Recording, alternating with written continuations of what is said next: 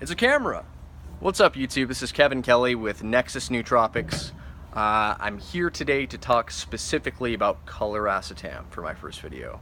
It's my favorite out of all of the racetam classes, and I can't think of a very close competitor that's really as effective, for me anyway, as Coluracetam.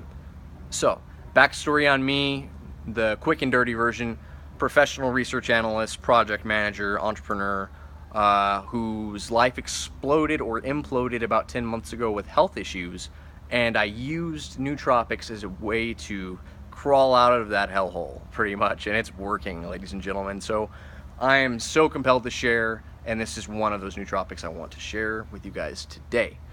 Anyway, this is my Coluracetam. You might recognize the vendor based on the bottle, but this came in a 0.5 G bottle, which is not very much. The cool thing about Coluracetam is it takes doses of 3 milligrams to 35 for most people to get effects. In clinical trials, they used up to 80 milligrams 3 times daily, but that was specifically to try to treat Alzheimer's. So, as I would say, start low, go slow, figure out what works for you, but realistically, you only need like a tap on your finger, put it in your mouth, and you're good to go. So anyway, some backstory and anecdotal and research reports from me. Let's see what we can get. So this was manufactured initially by a company named Mitsubishi Terabe Pharma, I think, something like that. And their initial purpose was, of course, to treat Alzheimer's and memory problems, memory deficits, things like that. They made it to phase 2 clinical trials with this, but it just didn't, come up to par. It didn't quite make it where they expected or hoped it would go for Alzheimer's treatment or dementia. And lo and behold, another company, something Atomics, a fly attacking me, something Atomics, acquired the rights to Coluracetam's initial formula, I believe, and they started synthesizing their own batches and basically opening up the floodgates for additional research. Keep in mind, this is a newer racetam. Piracetam and the other ones may have been formed in the 70s. This one, not so much. It's a derivative or an analog. So there is not as much research on it. It's not as well known anyway. Anyway, so they bought it, and additional tests were done. And one of the most fascinating ones to me was the tests with the rats in the Morris maze. So they gave these rats 3 milligrams each in combination with another drug I can't remember off the top of my head. And the fascinating thing, it's so cool to me, is that even 3 days after administration of Coluracetam at that dosage, the rats were not only able to remember and able to traverse the Morris maze, but they were able to do it with negligible levels of Coluracetam, whereas before they were struggling. What this suggests to me, that I'm kind of implying, is that Coluracetam's effects may be longer lasting than we think, which is kind of a beautiful thing if you think about it, that you have the potential to boost your learning, boost your cognition, essentially. So anyway, onwards and upwards, ladies and gentlemen. Let's talk about other things. So, method of action. Most of you probably already are familiar with a lot of the racetams and how they affect the choline or acetylcholine systems. Coluracetam is one of the unique ones in the sense that it affects, it has a high affinity for choline uptake or reuptake, and effects on AMPA. So it affects alertness, it affects your memory, your cognition.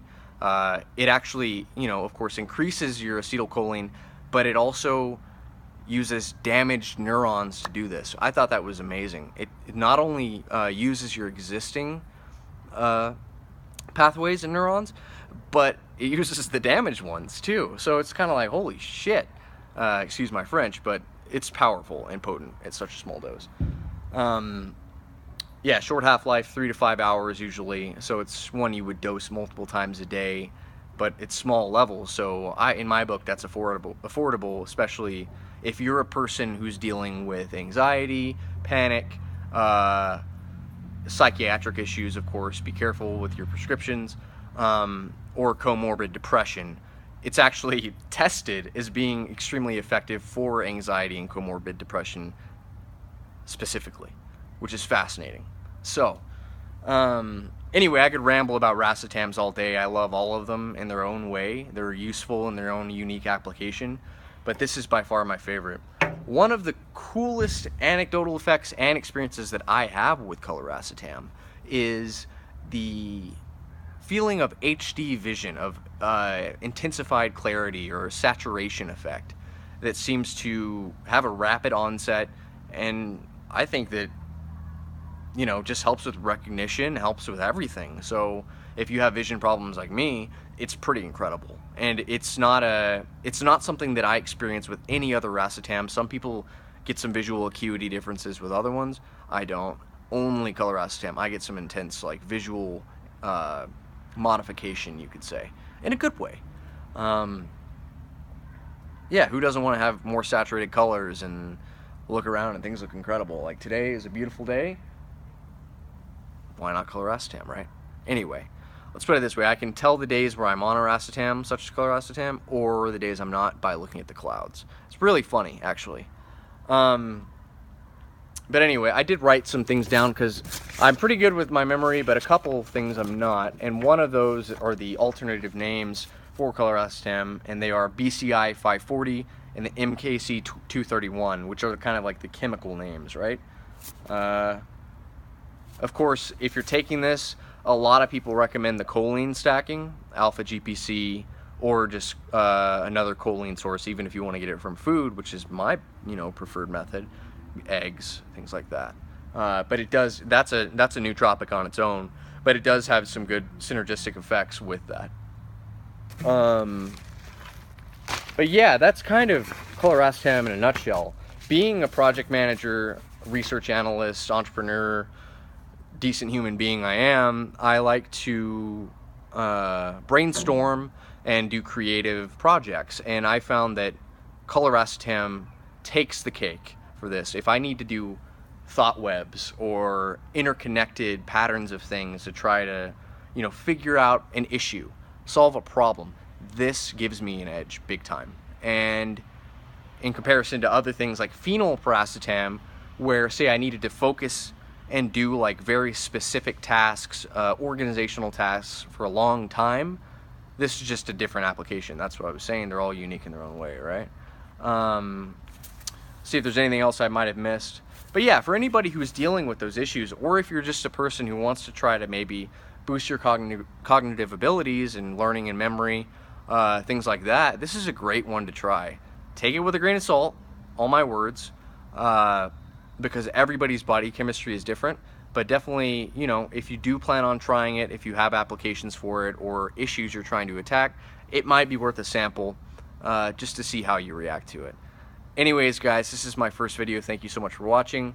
This is Kevin Kelley with Nexus Nootropics. I can't wait to come back with more research-driven nootropic information to help you in business and life. Cheers.